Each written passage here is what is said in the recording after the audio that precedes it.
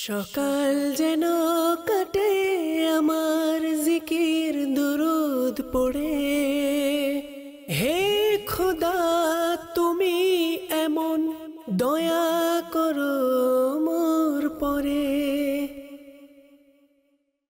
আলহামদুলিল্লাহি রাব্বিল আলামিন ওয়াসসালাতু ওয়াসসালামু আলা সাইয়্যিদিল মুরসালিন আম্মা বা'দ ফাআউযু বিল্লাহি মিনাশ শাইতানির রাজীম বিসমিল্লাহির রহমানির রহিম আসসালাতু ওয়াসসালামু আলাইকা ইয়া রাসূলুল্লাহ ওয়া আলা আলিকা ওয়া আসহাবিকা ইয়া হাবিবাল্লাহ আসসালাতু ওয়াসসালামু আলাইকা ইয়া নবিয়াল্লাহ ওয়া আলা আলিকা ওয়া আসহাবিকা ইয়া নূরাল্লাহ।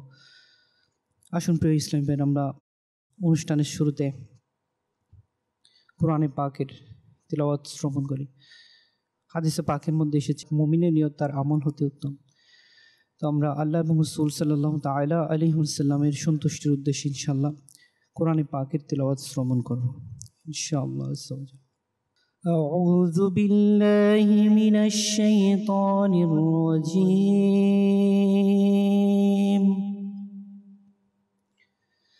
বিসমিল্লাহির রহমানির রহিম। يا أيتها النفس المطمئنة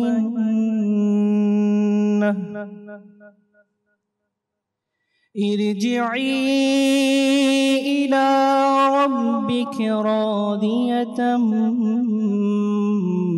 مرضية فادخلي في عبادي وادخلي جنتي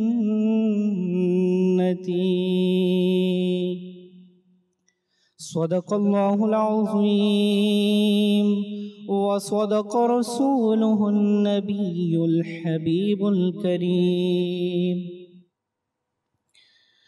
আসুন প্রিয় ইসলামী ভাই, আমরা হামদে বারি তাআলা শ্রবণ করি। সাল্লাল্লাহু আলাইকা ইয়া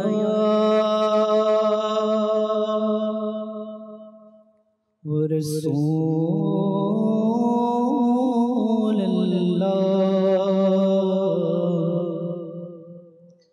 ওয়া সাল্লাম আলাইকা ইয়া হাবিবাল্লাহ।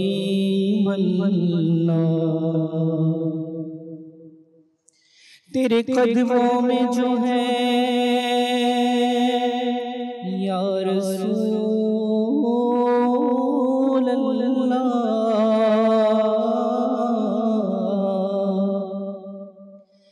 तेरे कदमों में जो है गैर हम क्या देखे, कौन नजरों पे छिड़े देख के तलवा तेरा सल्लल्लाहु अलैका या रसूल अल्लाह वसल्लम अलैका या हबीब अल्लाह। रब्बना या रब्बना ربنا يا ربنا ربنا يا ربنا ربنا يا ربنا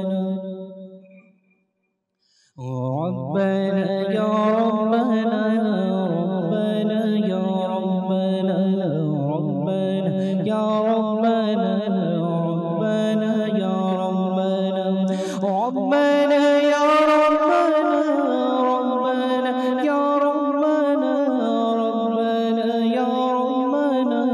ربنا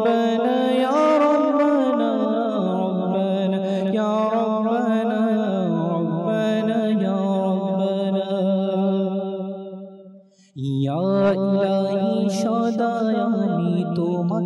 দানের সঙ্গ চাই, ইয়া ইলাহি সদায়ামি তোমার দানের সঙ্গ চাই। মুশকিলেতে পড়লে তখন মুশকিলেতে পড়লে তখন দরকার সঙ্গ চাই। রব্বানা ইয়া রব্বানা রব্বানা ইয়া রব্বানা রব্বানা ইয়া রব্বানা रब्बना या रब्बना या इलाही आदार घुरे আসবে যখন কঠিন রাত ইয়া ইলাহি আধার ঘুরে আসবে যখন কঠিন রাত ইয়া ইলাহি আধার ঘুরে আসবে যখন কঠিন রাত প্রিয় নবীর মুখের শোভার সুপ্রভাতের সঙ্গ চায় রব্বানা ইয়া রব্বানা ربنا يا ربنا ربنا يا ربنا ربنا يا ربنا ربنا ربنا يا ربنا ربنا يا ربنا يا إلهي روز হাসরে পড়বে যখন দারুণ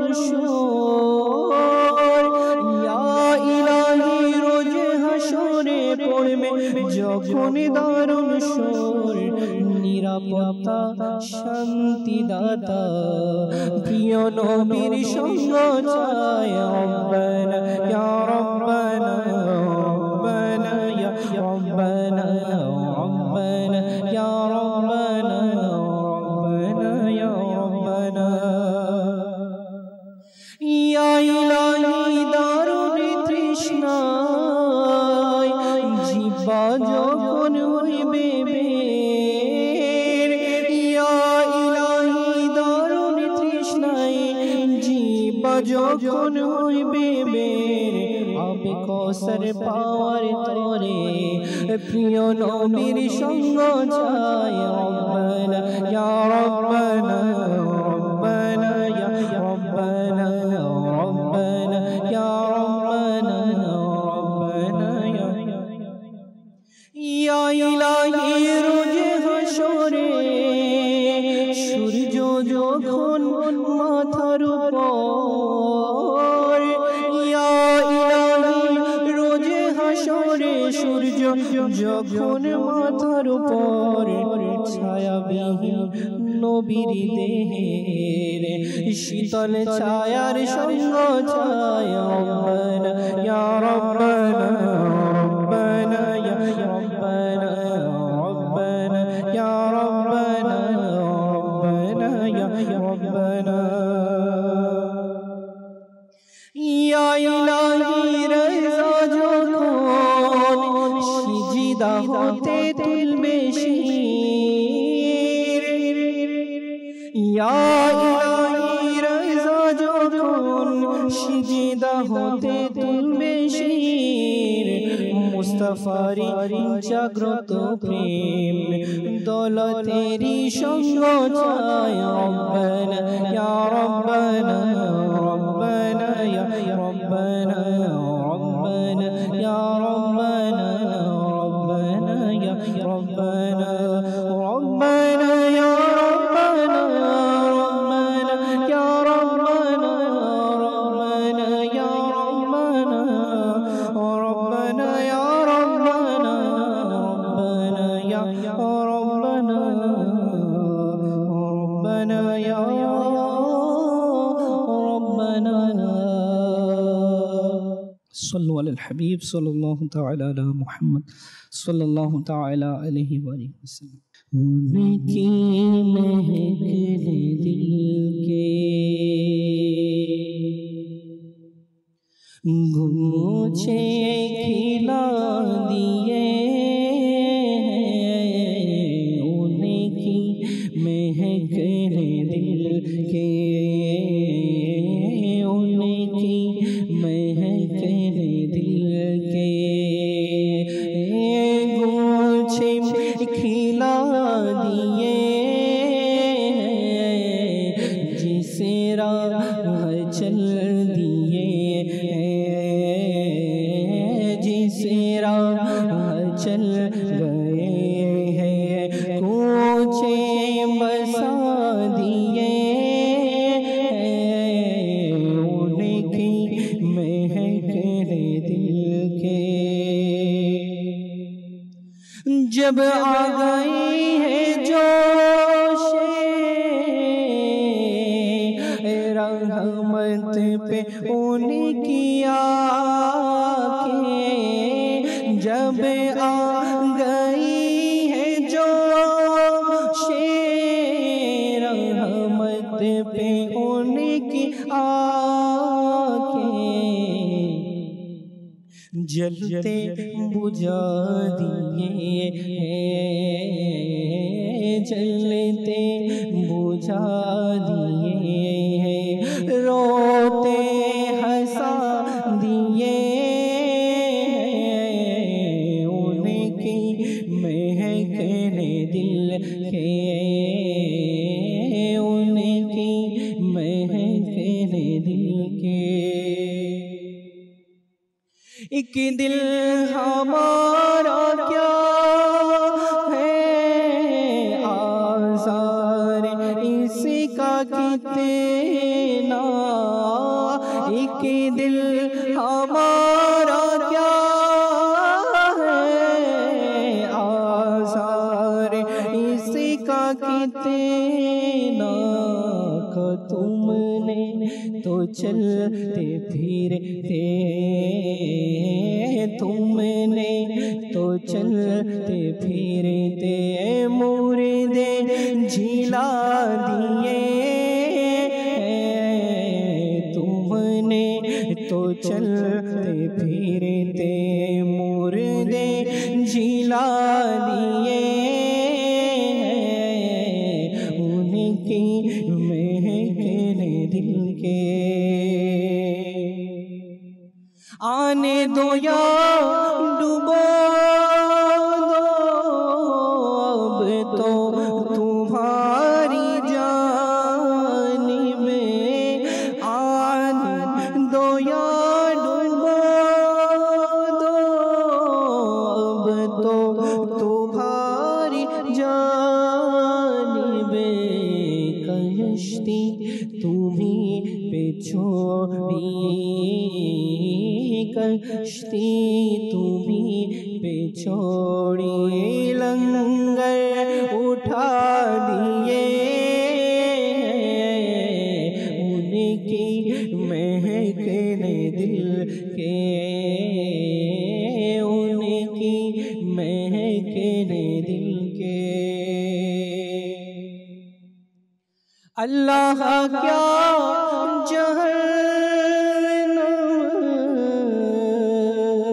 ابھی نہ سرد ہوگا، اللہ کیا جہنم ابھی نہ سرد ہوگا، رو رو کے مصطفیٰ نے، رو رو کے مصطفیٰ نے دریا بہا دیے، رو رو کے مصطفیٰ نے دریا بہا دیے،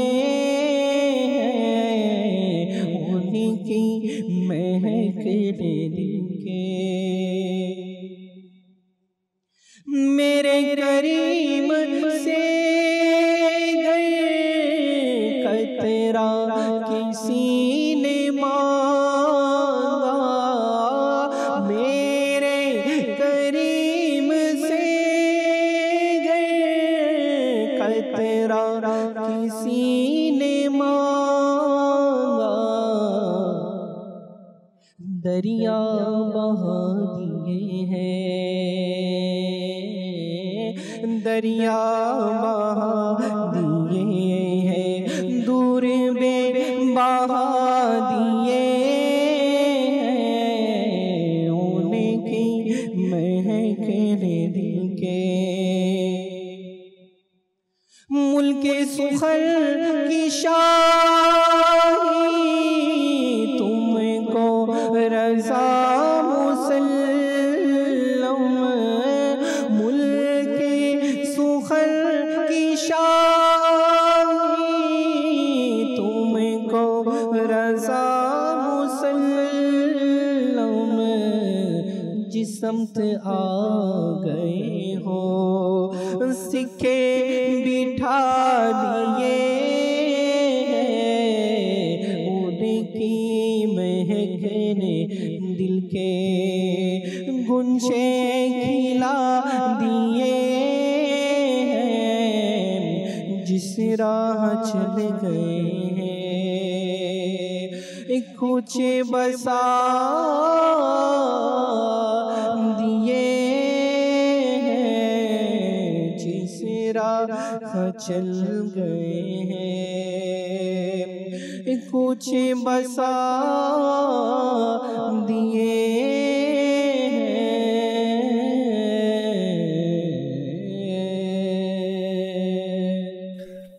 প্রিয় ইসলামী ভাইয়েরা আর মাদানী চ্যানেলের দর্শকবৃন্দ, আপনারা দেখছেন অনুষ্ঠান সকাল কাটুক মাদানী চ্যানেলের সাথে। আপনারা যে যেখান থেকে আমাদের সাথে অ্যাড হয়েছেন আপনাদের সকলকেই জানাচ্ছি এই প্রোগ্রামের পক্ষ থেকে অসংখ্য শুভেচ্ছা এবং অভিনন্দন। আসুন আমরা অনুষ্ঠানে যেহেতু শরীক হয়েছি, ভালো ভালো কিছু নিয়ত করে নেই যাতে অনুষ্ঠানটি দেখা নেকির মধ্যে গণ্য হয়ে যায়। আল্লাহ কারীম এবং তার হাবিব সাল্লাল্লাহু আলাইহি ওয়াসাল্লামের সন্তুষ্টি অর্জনের উদ্দেশ্যে শুরু থেকে শেষ পর্যন্ত এই অনুষ্ঠানটি দেখব আমরা। আর যা মাদানী ফুল আজকে বয়ান করা হবে তার উপর নিজে আমল করব এবং অপরের নিকট পৌঁছে দেওয়ার চেষ্টা করব ইনশাআল্লাহ আজ্জা ওয়া জাল। দরুদ শরীফের অসংখ্য অগণিত ফজিলত আছে। প্রিয় আকা মাক্কি মাদানী মুস্তাফা হুজুর নূর সাল্লাল্লাহু তাআলা আলাইহি ওয়া আলিহি ওয়াসাল্লামের ফরমান হচ্ছে, যে ব্যক্তি সকালে 3 বার এবং সন্ধ্যায় 3 বার আমার নবীর উপর দরুদ শরীফ পাঠ করবে, আল্লাহ তাআলার উপর দায়িত্ব হচ্ছে যে আল্লাহ তাআলা ওই ব্যক্তির ওই দিনের এবং রাতের গুনাহকে মাফ করে দেবেন। সাল্লু আলাল হাবিব সাল্লাল্লাহু তাআলা আলা মুহাম্মদ সাল্লাল্লাহু আলাইহি ওয়াসাল্লাম। আজকে আমরা বিষয় নিয়েছি নবী করিম সাল্লাল্লাহু আলাইহি ওয়াসাল্লামের সুন্নাত কেন অনুসরণ করি না। বাপু, এটা হচ্ছে আজকে আমাদের বিষয়। তো এই বিষয় নিয়ে ইনশাআল্লাহ আজ্জা ওয়া জাল আমরা আজকে মুবাল্লিগে দাওয়াত ইসলামী থেকে মাদানী ফুল শামিল করব। তো আপনারা আমাদের সাথে থাকুন, কোথাও যাবেন না। আসুন বাপুর কাছে যাব যে আমরা নবী করিম সাল্লাল্লাহু আলাইহি ওয়াসাল্লামের সুন্নাতকে কেন অনুসরণ করি না। প্রথমত বাপু, আপনি কেমন আছেন? আলহামদুলিল্লাহ রাব্বিল আলামিন। মাশাআল্লাহ। জি হুজুর। আলহামদুলিল্লাহ রাব্বিল আলামিন ওয়া সলাতু ওয়া সালামু আলা সাইয়্যিদিল মুরসালিন ওয়া আলা আলিহি ওয়া আসহাবিহি আজমাইন।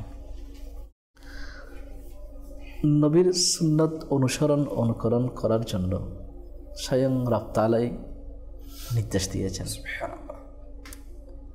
আর প্রিয় নবীকে ভালোবাসা এবং তার অনুকরণ করার মাধ্যমে আল্লাহ পাকের সন্তুষ্টি লাভের মাধ্যম। জি বেশক। আল্লাহ পাক পবিত্র কোরআনের মধ্যে সূরা আলী ইমরানের 31 নং আয়াত আল্লাহ পাক ইরশাদ করেন, ইন কুনতুম তুহিব্বুনাল্লাহ ফাত্তাবিউনি ইউহিব্বুকুমুল্লাহ ফায়াগফির লাকুম যুনুবাকুম ওয়াল্লাহু গফুরুর রহিম। যে হে মানবকুল, যদি তোমরা আমাকে ভালোবাসো তাহলে আমার হাবিবের অনুকরণ করো, আমার হাবিবের অনুসারী হয়ে যাও, তাহলে আল্লাহ পাক তোমাদেরকে ভালোবাসবেন এবং তোমাদের গুনাহগুলোকে ক্ষমা করে দিবেন এবং নিশ্চয় আল্লাহ পাক ক্ষমাশীল দয়ালু। তাহলে এ থেকে বোঝা যাচ্ছে আল্লাহ পাকের সন্তুষ্টি লাভের মাধ্যম হচ্ছে প্রিয় নবীর অনুকরণ করা।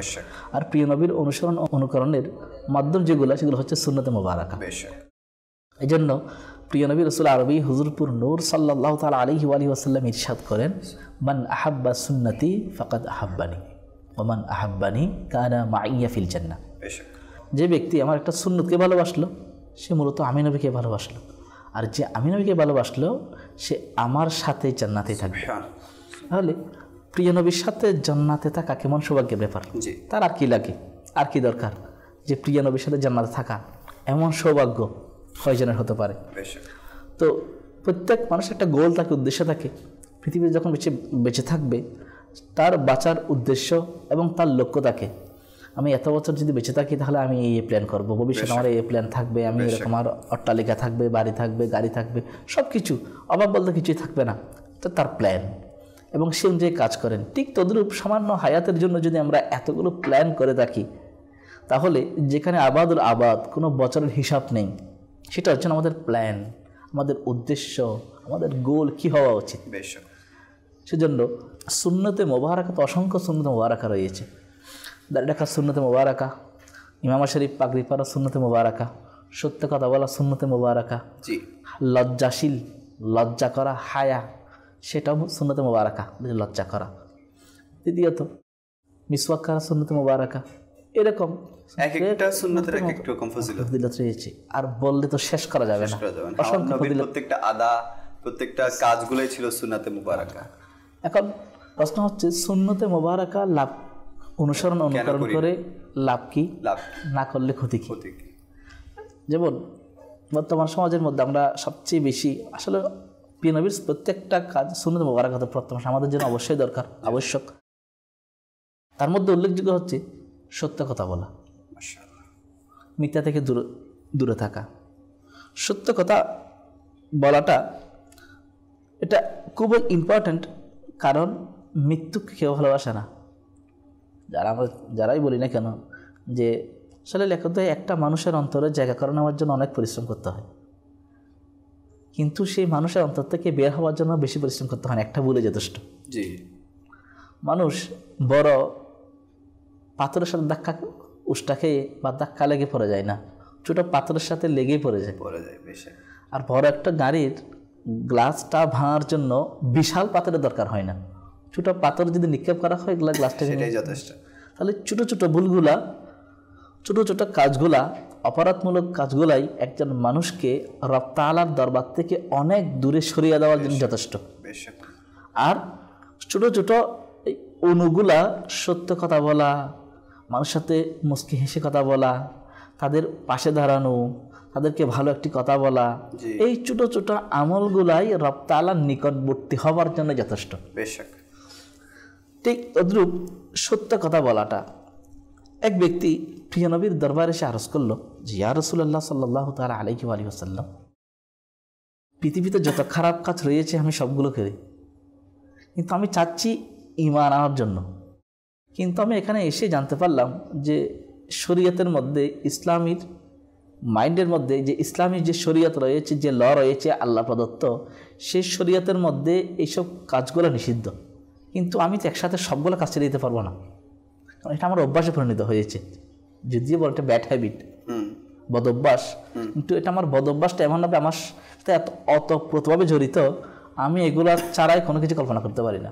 একসাথে এতগুলো ছাড়া সম্ভব না। হ্যাঁ, এখন একসাথে তো পারবো না, তো আপনি যদি আমাকে একটু দয়া করেন, আমি ঈমান আনবো, আমি এই সবগুলো যদি একটা মাত্র ছেড়ে দিব, সবগুলো পারবো না একসাথে। তখন ওই ঠিক আছে, তুমি ঈমান আনো, আর অসৎ কাজ যেগুলো কিন্তু একটা ছেড়ে দাও, সেটা হচ্ছে কি, তুমি মিথ্যা বলা ছেড়ে দাও। জি আচ্ছা ঠিক আছে। তখন সে ঈমান আনলো, ঈমান আনার পর খুশি, এখন যদি একটা মাত্র কাজ, সেটা মিথ্যা, থাক, এটা ছাড়া বাকিগুলো করবো। এখন সে মদ পান করার জন্য গেল, হাতে নিল, এখন চিন্তা করতে লাগলো, সঙ্গে যদি পান করে জিজ্ঞাসা করা হয়, কাল যদি প্রিয় নবী জিজ্ঞাসা করেন যে তুমি কি মদ পান করেছো, তখন আমি তো মিথ্যা বলতে পারবো না, যেহেতু আমি ওয়াদা করেছি আমি মিথ্যা বলবো না। দর্শক শ্রোতা, এটা খুবই ইম্পর্টেন্ট একটা বিষয়। আজকে তো আমরা বসকে খুশি করার জন্য মিথ্যা বলি, ছোটো বাচ্চারাও নিজেদেরকে বাঁচানোর জন্য মিথ্যা বলি, এবং আমাদের সিম্পেথি পাওয়ার জন্য মিথ্যা বলি, অনেক ধরনের মিথ্যা। যে যাকে ইচ্ছা যখন তখন যেভাবে পারে সেভাবে মিথ্যা বলেই তার মনটা জয় করার জন্য চেষ্টা করেন, অথচ মিথ্যা যে সকল পাপের মূল সেটা সম্পর্কে আমরা জানি না। মিথ্যা বলার দ্বারা আরও কতগুলো যে মিথ্যা আমার সামনে দাঁড় হবে সেটা জানি না। ঠিক তদ্রুপ এই মিথ্যা, সেজন্য আমার নবী এতগুলো কাজ থেকে শুধু দুইটাই বেছে নিয়েছে, যে মিথ্যাটাকে। এখন সে বলতে লাগলো, কারণ আমি যদি মদ পান করে জিজ্ঞাসা করে কি বলবো, থাক মদ পান করবো না, রেখে দিই। সেখান থেকে চলে আসলো। এখন সে ব্যভিচার করার জন্য খুবই নিকটবর্তী। হঠাৎ তার মনে পড়লো, আমাকে যদি কালকে জিজ্ঞাসা করে কালকে তুমি কি এই কাজ করেছো, আমি তো মিথ্যা বলতে পারবো না, সবার সামনে আমাকে লজ্জিত হতে হবে, এটাও তো পারবো না, সেটা থেকে বিরত হবে। সে বিরত থাকলো। এভাবে করতে করতেই আস্তে আস্তে সে তার যত অপকর্ম রয়েছে সেগুলো থেকে বিরত থাকলো। তাহলে দেখুন ভাই, একটা পয়েন্টের কারণে, শুধুমাত্র মিথ্যা থেকে বিরত থাকার কারণেই আল্লাহ পাক তার সমস্ত অপকর্মগুলো থেকে তাকে বিরত রাখার মাধ্যমে। তাহলে আজকে যদি আমরা চিন্তা করি এই বিষয়গুলা, তাহলে আমাদের উচিত এই মিথ্যা থেকে দূরে থাকা, সবসময় সত্য কথা বলা, কারণ সত্য কথা বলার দ্বারা রব তাআলার কেমন নিকটবর্তী হওয়া যায়। দুরূরে মনসুরের মধ্যে রয়েছে, আমিরুল মুমিনিন হযরত সাইয়েদনা ফারুক আজম রাদিয়াল্লাহু তাআলা আনহু বলেন, তুমি মুমিনকে মিথ্যাবাদী পাবে না, কোনো মুমিন মিথ্যা বলে না। আর কারণ নামাজ এবং রোজার দিকে তাকিও না, বরং এটা দেখো সে সত্য বলে কিনা এবং আমানত রক্ষা করে কিনা। তাহলে আমরা তো একটু নামাজ পড়তে দেখলেই মনে করি না উনি অনেক বড় বুজুর্গ, নেককার পরহেজগার, কিন্তু মসজিদের মধ্যে অনেকেই অনেক উদ্দেশ্য নিয়ে আসে। নামাজে নিয়ে আসে রফতালা নৈকট্যের জন্য, আর অনেক চোর আসে জুতা নেওয়ার জন্য। তাহলে দেখুন, তো সত্যিকারের মুসল্লি কখনো চোর হতে পারে না। তাহলে যেই চোর সে কখনো সত্যিকার নামাজে হবে না, কারণ সে তাকে আগে তওবা করতে হবে, মেন্টালিটি এরকম করতে হবে। তাহলে ফারুক আজম রাদিয়াল্লাহু তাআলা যে বলতে লাগলেন যে কারণ নামাজ দেখেই এটা মনে করিও না সে অনেক বড় বুজুর্গ, বরং এটা দেখো সে সত্য বলে কিনা, আমানত রক্ষা করে কিনা। কারণ কোনো মুমিন মিথ্যাবাদী নয়, কারণ মুমিনরা সবসময় সত্য কথাই বলে। এই জন্য আগেকার শুনতাম আগেকার সময়ে যে মুমিনরা কখনো কখনো মিথ্যা বলে, কিন্তু বর্তমানটা তার বিপরীত। এখন মুমিনরাই মাঝে মাঝে মনে হয় সত্য কথা বলে, মুমিন তো না তারা। তাহলে এটা বাস্তবিক অর্থে নয়, এটা তো রূপক অর্থে। জি জি জি। এখন আমরা যাদেরকে মুমিন হিসেবে ধারণা করে থাকি, ধারণা প্রসূত, আমরা বলতাম উনি অনেক বড় আলিম, উনি অনেক বড় এরকম ব্যক্তি শখসিয়ত, যা তার গেট আপ মাথা থেকে পা পর্যন্ত দেখলেই মনে হয় উনি বাস এখন মনে হয় নাজিল হয়েছে এরকম, মানে কোনোদিন মিথ্যার ক্ল্যাশ মাত্র তার মধ্যে নেই। অনেক আমরা তো তাদেরকে অনেক সার্টিফিকেট দিয়ে ফেলি না, অনেক মুমিন, অনেক বড়, অনেক কিছু, কিন্তু দেখা যায় উনি যত ধরনের অপকর্ম রয়েছে সবগুলো তার মধ্যে লাফানা এরকম প্রশাসনের কর্তৃক এরকম গ্রেফতারকে এক ব্যক্তির, যার আল্লাহ মাআযাল্লাহ বলতেও লজ্জা লাগে যে পাগড়ি পরিধান করে পাগড়ির ভাঁজের মধ্যে বিভিন্ন ধরনের ট্যাবলেট যেগুলো নিষিদ্ধ। তো এই জিনিসগুলা সুন্নতে মোবারকার আমল দেখিয়ে মানুষকে প্রলোভন দেখিয়ে এইভাবেই অপকর্ম করে যাচ্ছে সমাজের মধ্যে। এখানে আপনি কি মনে করেন যে এর কারণে কি মানুষ সুন্নাত থেকে দূরে? আসলে এই যে আসলে শয়তান তো আমাদের পেছনে লেগে রয়েছে মানুষকে মিসগাইড করার জন্য। আপনি দেখুন এক সময় মানুষ ছায়া নিয়েছে কলমার কাছে, কলমা মানে যারা কলমা পাঠ করে তাদের কাছে ছায়া নিয়েছে, আশ্রয় নিয়েছে। আমার নবী যখন ইসলামের দাওয়াত তখন ওপেন করা নাই, তখন পূর্ব থেকে আমার নবী সাদেক সত্যবাদী, আমার নবী আল আমিন। তাহলে বিধর্মীরা ঈমান আনার পূর্বে থেকে আমার নবীকে বিশ্বাস করতে মানত, এই জন্য তিনি সাদিক সত্যবাদী, তিনি আল আমিন, কথা খুব বিশ্বাস করত, কারণ তিনি কখনো মিথ্যা বলেন না। সেই জন্য তাহলে মানুষকে মিসগাইড করার জন্য একটা পন্থা যথেষ্ট, সেটা হচ্ছে মুসলমান যখন দাড়ি রেখে টুপি দিয়ে মানুষ যখন অপকর্মে লিপ্ত হয়ে যায়, তখন শয়তান মানুষের সামনে এটাকে এমনভাবে উপস্থাপন করে, হাইলাইট করে, যেন এরকম দাড়িওয়ালা টুপিওয়ালা জুব্বাওয়ালা যারা রয়েছে এরকম এই কাজে লিপ্ত, অসৎ কাজে লিপ্ত, কারণ এসব থেকে দূরে থাকতো। তখন এরকম অনেক আগের ঘটনা 2006-এর দিকে, তখন যখন একটা শপিং মলে একটা কাজের জন্য গিয়েছিল আমাদের এক উস্তাদ, তখন ওনাকে দেখেই ছোটো বাচ্চা তখনই হুজুর বলে দৌড় দিল। তখন ওরা বলতে লাগলো, তখন ওর পিতামাতা ছিল, বলে যে কিছু মনে করিয়ে না, ওরা বাসি বলতে লাগলো যে আসলে আমার সন্তান হুজুর দেখলে ভয় পায়, কী জন্য টিভির মধ্যে এরকম জিনিস দেখেছে, তারা এরকম হুজুর, তারা এরকম অপকর্মে লিপ্ত, মানুষের প্রাণ যখন তারা হরণ করে নেয়, তো এটা দেখে তার মাইন্ডটা সেট হয়ে গিয়েছে, সেজন্য সে ভয়ে পালিয়ে গিয়েছে, আপনি কিছু মনে করিয়েন না। তখন হুজুর বলতে লাগলো আসলে দেখো এই যে মুসলমান, যে মুসলমানের আপাদমস্তক দেখেই মানুষ তার দিকে ধাবিত হবে, যে মুসলমানকে দেখলেই মানুষ স্মরণ করবে যে মুসলমান হচ্ছে তারা যাদেরকে দেখলেই আল্লাহ পাকের ভয় অন্তরের মধ্যে আসে। কারণ মুমিন যারা আল্লাহর বলি, তাদেরকে দেখলেই তো মানুষের অন্তরের মধ্যে আল্লাহ পাকের কথা স্মরণ হয়। এখন সেই মুসলমানকে দেখেই মানুষ পালিয়ে যাচ্ছে। তাহলে ওই রেলিক যেটা চিহ্ন কোনটা, সেটা হচ্ছে যে আমার অবয়বটা এইরকম ব্যক্তি যারা এরকম অপকর্ম করেছে, তো আমার অবয়বটা এরকম হওয়ার কারণে, স্ট্রাকচারটা তার মানে আমার উপরের লেভেলটা এরকম হওয়ার কারণেই মানুষ বুঝে নিয়েছে এরকম থাকলে এরা দুষ্কৃতকারী, এটা ক্রিমিনাল। সেই জন্য মানুষ এইভাবেই আস্তে আস্তে সরতে তারা সুন্নত থেকে দূরে সরে গিয়েছে, সাথে সাথে এগুলোর প্রতি উদাসীন হয়ে গিয়েছে। কারণ কিছু বললেই এখন বলবেন আমি যদি এখন তাদেরকে বলি যে এটা সুন্নত মোবারাকা বা এটা করলে ভালো হয়, আসলে আমার এতগুলো করার সময় নেই, জাহান্নামে গেলে আর যাবো আর কি। এখন আমরা তো সবাই হুজুর মুখ থেকে শুনেছি যে আল্লাহ তো রহমানুর রহিম, আল্লাহ মাফ করে দিবেন, আল্লাহ মাফ করবে, সেটা সত্য, ঠিক আছে, খুব সহজে না, কারণ অপকর্মে, কারণ এভরি ক্রিমিনাল গেট দি পানিশমেন্ট, কারণ প্রত্যেক অপরাধে তাকে তো অবশ্যই শাস্তি পেতে হবে। তো যেখানে শাস্তির কথা উল্লেখ করা হয়েছে, পৃথিবীর মধ্যে সামান্য শাস্তি পানিশমেন্ট সহ্য করার ক্ষমতা যেখানে হচ্ছে না, সেখানে অন্ধকার কবরের মধ্যে কিভাবে সহ্য করবো? কবর যেখানে প্রতিদিন মানুষকে বলে যাচ্ছে, দুনিয়াবাসী মনে রেখো, এখনো তো আমার পিঠের উপর চলছো, মনে রেখো আমার পেট তোমার শেষ ঠিকানা। আমি কবর, ওই কবর যেখানে অন্ধকার, যেখানে তোমার কোনো সঙ্গী নেই। আমি ওই কবর যেখানে সাপ বিচ্ছু তোমার সঙ্গী হবে। যদি নেক আমল নিয়ে আসো তাহলে আমি কবর তোমার সাথে কোলাকুলি করব। আর যদি গুনাহে ভরা আমল নিয়ে আসো তাহলে মনে রাখবে আমার সাথে খুব কঠিন। আমি এমন কবর, যে কবরের মধ্যে যখন ছাপ দেওয়া হবে ডান পাশের হাড় বাম পাশে, বাম পাশের হাড় ডান পাশে চলে আসবে, একটার মধ্যে একটা ঢুকে যাবে। আমি ওই কবর একটু চিন্তা করি। তাহলে এই যে মেসেজগুলা আমরা কয়জন শুনছি এবং কয়জনের মধ্যে এই স্পৃহা জাগছে যে আমাকে তো চলে যেতে হবে অন্ধকার কবরে। আসার সময় দেখতেছি অনেকেই হসপিটালের মধ্যে দেখি লাইন ধরে দাঁড়িয়ে আছে, দুই পাশে রিক্সাওয়ালা বলতেছে এখানে কি মনে হয় চাকরি দিচ্ছে নাকি? আসলে চাকরি দিচ্ছে না, সবাই ভ্যাকসিন নেওয়ার জন্য দাঁড়িয়ে আছে, সেই ঘন্টার পর ঘন্টা অনেক দীর্ঘ লাইন।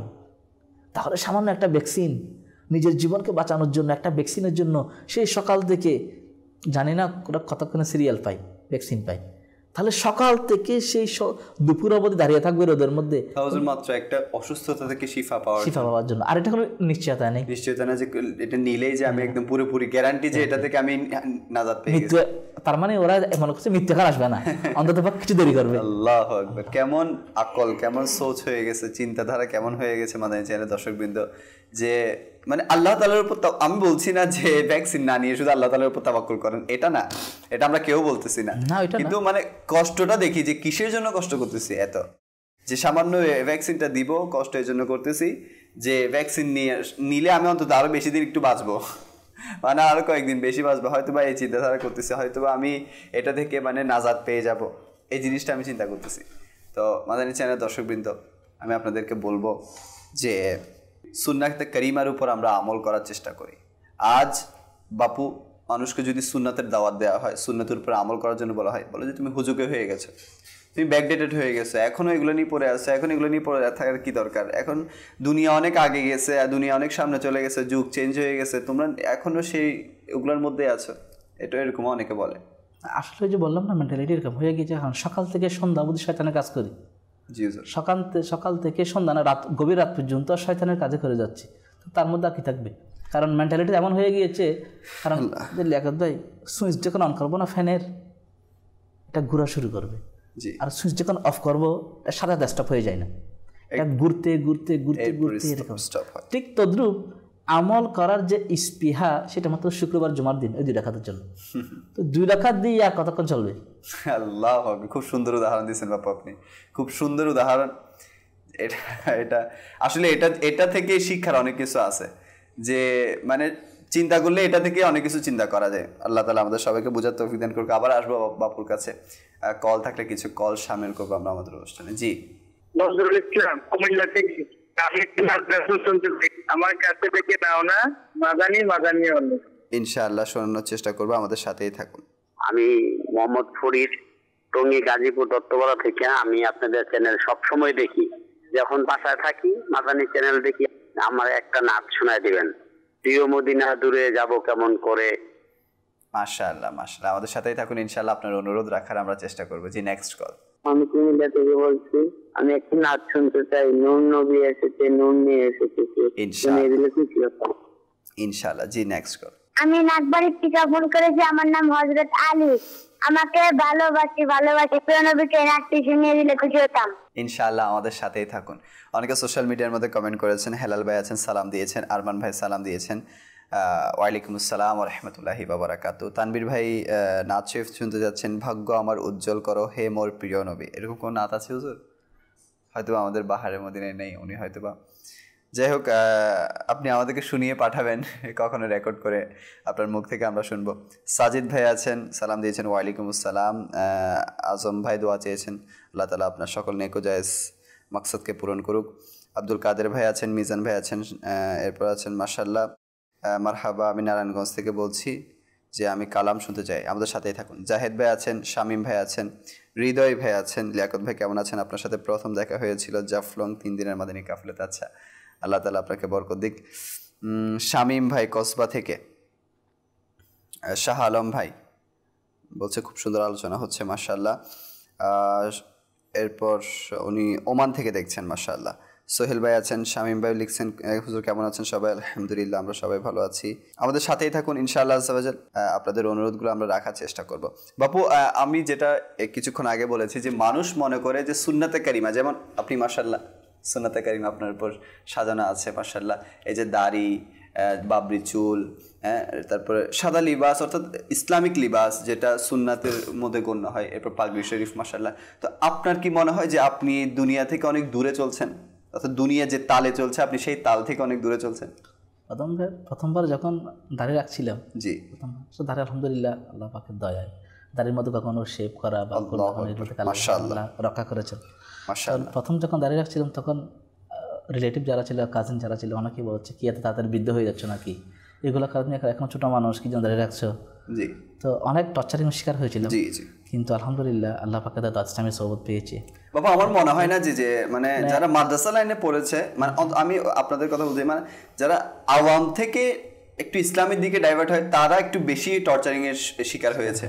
আর যারা মাদ্রাসা লাইনে পড়েছে ওরা বুঝতেছে না এ তো আলিম হচ্ছে, এ তো হাফিজুল কোরআন, এরা তো এটা রাখার মানে আমরা প্রথমে স্কুলে ছিলাম তো। আচ্ছা আচ্ছা এই জন্য মাদ্রাসা। ও আচ্ছা আচ্ছা এই জন্য তো এরকম তখন যে এগুলো কি দরকার, এত তুমি এখন ছোট মানুষ। জি জি তখন বিয়ে হয় নাই। হ্যাঁ আর তখন তো মনে করেন দাঁড়িয়ে এরকম ছিল না, অল্প একটা দুইটা আস্তে আস্তে উঠতেছে, এরপর একসাথে সব বলতে হচ্ছে না। আর আল্লাহ পাকের দয়া যখন দয়া হচ্ছে তখন দিয়েছে। তখন আমার যেন উস্তাদ খুব সুন্দর বলেছে, তখনই আমাকে অনেক স্নেহ করতেন, বলছিল বাবা দেখো অনেকে অনেক কিছু বলবে যে দাড়ির ব্যাপারে এটার ব্যাপারে, আসলে দাড়িটা কখন দিয়েছেন, যখন আমাকে দাড়ি রাখলে সুন্দর লাগবে আল্লাহ পাক তখন দিয়েছেন।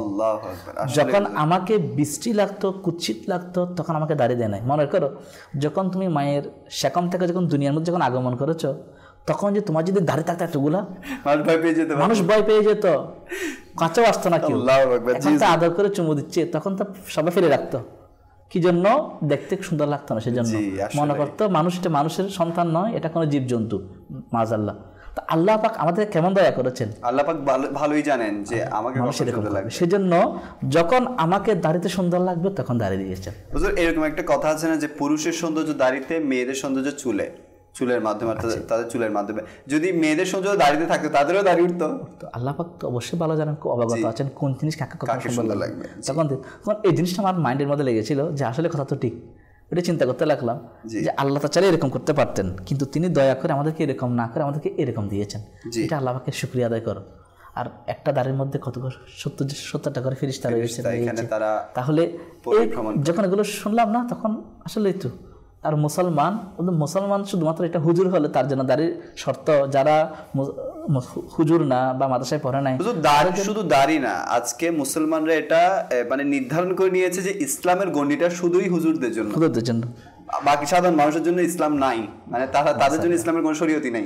আলহামদুলিল্লাহ আমাদেরকে আজকে আলিম বলেন আমাম বলেন সবাইকে দিকে আজকে দাবিতে করে দিচ্ছে। তাহলে একজন ব্যক্তি চেষ্টা করলেই যে সম্ভব, ইচ্ছা থাকলে যে উপায় হয়, সেটার 100% গ্যারান্টি হচ্ছে যে এটা দাওয়াত ইসলাম। আলহামদুলিল্লাহ এরকম অনেক যুবক দেখেছি যারা একসময় যখন কাফেলা ছিল তখন 2009-এর দিকে, তখন আমাদের মসজিদে একটা কাফেলা আসছিল, তো এখানে একজন ব্যক্তি আসছিল, একজন ইসলামী ভাই, উনি থেকে শুধু কান্না করে যাচ্ছে।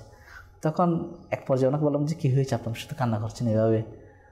তখন বলে যে আসলে আমি দাওয়াত ইসলামীর মহল পাওয়ার কারণেই আজকে আমার এই গেট আপ, সুন্নতে লিবাস, দাড়ি অনেক ছোটো ছোটো, তখন বলে উঠতেছে। আমি শেভ ছাড়া কোনো মানে চলতাম না, সবসময় প্রতিদিনই শেভ করতাম ওই টাইপের। আলহামদুলিল্লাহ এবং পরিবার থেকে অনেক দূরে সরে গিয়েছিলাম, পরিবারের খোঁজখবর কিন্তু আমি নিই নাই ভালো করে।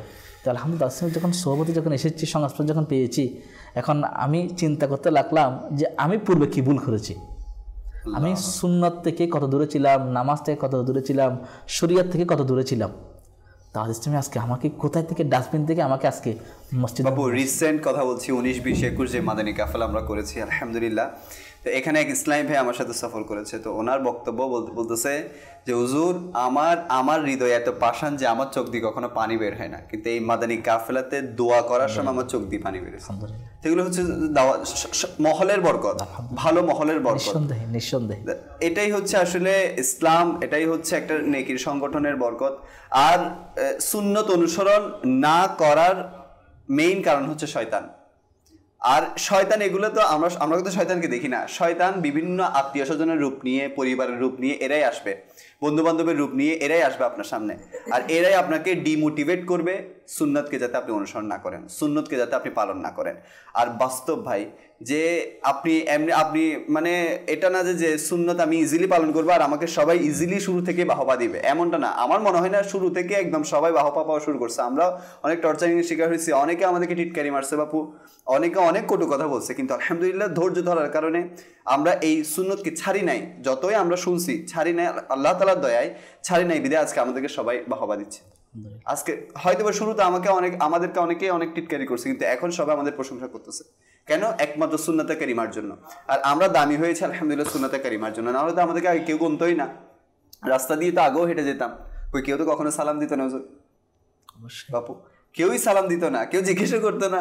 এখন অন্তত আমার আসলে সালাম দিবে করতে কে, কারণ বিধর্মের চেহারা আমার চেহারা একই। আল্লাহু আকবার। কারণ সুন্নতের গেটআপ তো আমার মধ্যে ছিল না, চিনাই যেত না যে আপনি মুসলমান কিনা। এরকম এক ঘটনা ছিল যে মসজিদের ইমাম রাহেব ছিলেন, তো মসজিদের যিনি প্রভাবশালী উনি এখন কমিটির মধ্যে রয়েছে, মসজিদের কমিটি, তো ওনাকে সালাম দেয় নাই। তখন উনি কমপ্লেন করলো যে এটা কেমন হুজুর, দেখলে সালাম দেয় না। এখন হুজুর বলছে আসলে দেখুন আপনি যে মুসলমান সেটাও আমার জানা ছিল না। বুঝছে কেন? বলছে আপনাকে দেখে তো মুসলমান মনে হয় না, আমাকে দেখলে তো মুসলমান মনে হবে, কি যেন আমার টুপি আছে, পাঞ্জাবির সাদা পোশাক রয়েছে, দাড়ি আছে, আমাকে দেখলেই বিধর্মীরা মনে করবে যে আমি হুজুর। কিন্তু আপনাকে দেখেই তো মনে করবে না যে আপনি মুসলমান। আমি নয়, কেউ মনে করবে না, কারণ মুসলমান কোনটা বিধর্মী কোনটা চেহারার মধ্যে কোনো পার্থক্য নেই, পুরোটাই মিল। সেজন্য আপনি সুন্নতের উপর আমল করুন। মুসলমান হিসেবে আমার যা করার দরকার, শরীয়ত শুধুমাত্র হুজুরদের জন্য নয়, শরীয়ত সকল মুসলমানের জন্যই সমান। এজন্য আপনি এটার উপর আমল করুন, তাহলে আল্লাহ পাক নিয়ামত দান করবেন ইনশাআল্লাহ। আবারও জবাব আপুর কাছে কিছু মেসেজ এসেছে। একজন বলছেন ফটিকছড়ি কাঞ্চননগর থেকে, উনি বলছেন ইসলামী বোন আমার সালাম আপনাদেরকে, মাশাআল্লাহ মারহাবা, আজকের বিষয় অনেক সুন্দর। জানতে চাই যে প্রিয় নবী সাল্লাল্লাহু আলাইহি ওয়াসাল্লামের সুন্নত সমূহ কিভাবে ইসলামী বোনেরা অনুসরণ করতে পারবে, দয়া করে একটু যদি জানাতেন। ইসলামী বোনরা কিভাবে কোন কোন সুন্নত ইসলামী বোনদের জন্য আছে, স্পেশালি আমাদের জন্য তো দেখা যাচ্ছে যে আমরা দাড়ি, বাবরি চুল, পাগড়ি এরা করছি, তো ওনারা কি কোন কোন সুন্নতগুলো উনি গ্রহণ করতে পারেন একজন ইসলামী বোন হিসেবে, এটা ইনশাআল্লাহ আমি আপনার থেকে জানবো পরে। একজন লিখেছেন চট্টগ্রাম হাটহাজারী থেকে, বলছেন উনি নাচ শুনতে চাচ্ছেন, মন চায় যে মদিনা দেখবো শাহে মদিনা। একজন লালমনিরহাট থেকে বলছেন যে একটি নাচ শুনতে চাই, মদনী মদিনে ওয়ালে। মোহাম্মদ ফারুক কাদেরি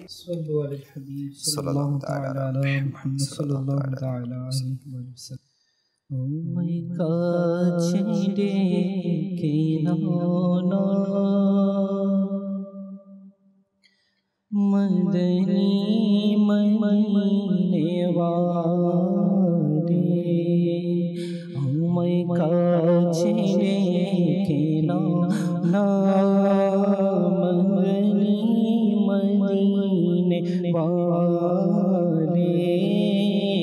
মদিনে ওয়ালে আমায় কাছে রেখে না,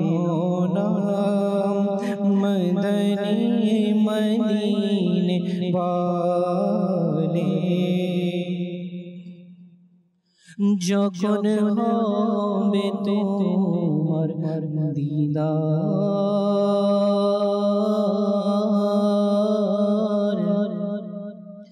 তখনই হবে আমার, যখন হবে তোমার দিদার, তখনই হবে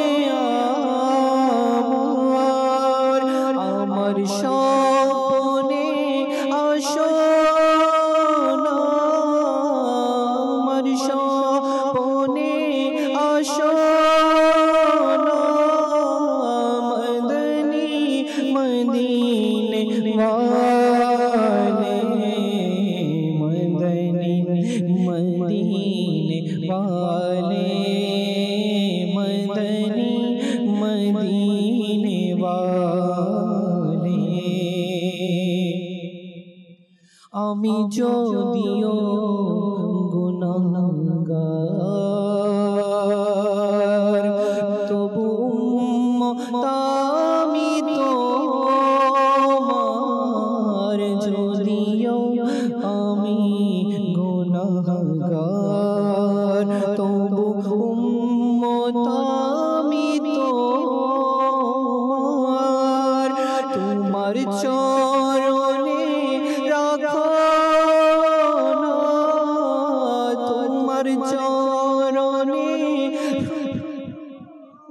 না তোমার চরণে রাখো না মদনী মদিনে वाले मदनी मदीने वाले मदनी मदीने वाले मदनी मदीने वाले मदनी मदीने वाले अल्लाहुम्मा सल्लि अला सय्यिदिना मुहम्मदिन अल्लाहुम्मा सल्लि अला सय्यिदिना मुहम्मदिन अल्लाहुम्मा सल्लि अला सय्यिदिना मुहम्मदिन प्रिय मदीना दूरे যাবো কেমন করে প্রিয় মদিনা দূরে যাবো কেমন করে তয়বা বহু দূরে আকা তয়বা বহু দূরে আল্লাহুম্মা সাল্লি আলা সাইয়্যিদিনা মুহাম্মাদিন صل على سيدنا محمد প্রতি বছর আশায় থাকি যাব আমি মদিনায় মনের ব্যথা বলবো গিয়ে ওহে দরদি তোমায় প্রতি বছর আশায় থাকি যাব আমি মদিনায় মনের ব্যথা বলবো গিয়ে ওহে দরদি তোমায় যাব যাব বলে আমি রয়ে গেলাম বাংলায় সবাই ছেড়ে চলে গেল কেউ তো নিল না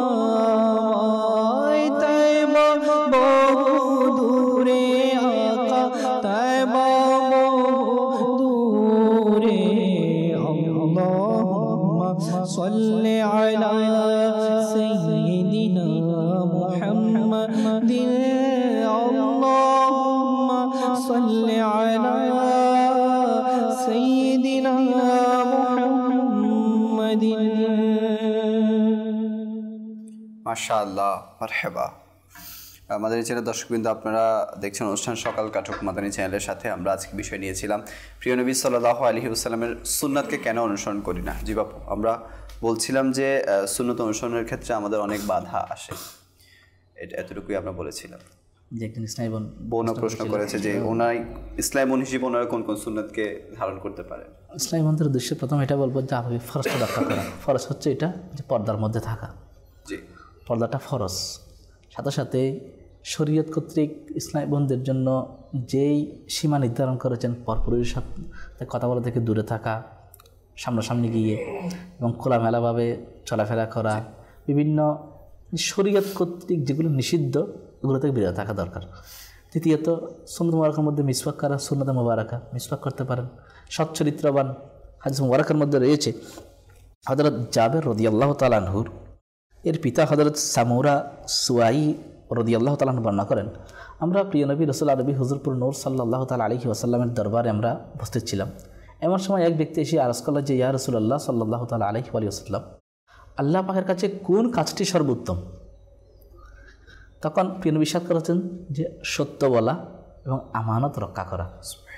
তাহলে সত্য কথা বলাটা যে সুন্নতে মুবারাকা, সেজন্য সর্বপ্রথম আল্লাহ পাকের নিকট যে কবুলকৃত এবং গ্রহণযোগ্য, আল্লাহ পাকের নিকট উত্তম সবচেয়ে ভালো যেটা, সেটা যারা সত্যবাদী আর আমানতের রক্ষা করা। সেই জন্য আমার বিশ্বাস করছেন দুইটা। তখন সাহাবী আবার বলতে লাগছে যে ইয়া রাসূলুল্লাহ, আমি আর কিছু শুনতে চাই। তখন প্রিয় নবী ইরশাদ করেছেন যে 4টি অভ্যাস যার মধ্যে থাকবে তার মৃত্যুর সময় চিন্তা করতে হবে না। ইয়া রাসূলুল্লাহ 4টা জিনিস, সেটা কি?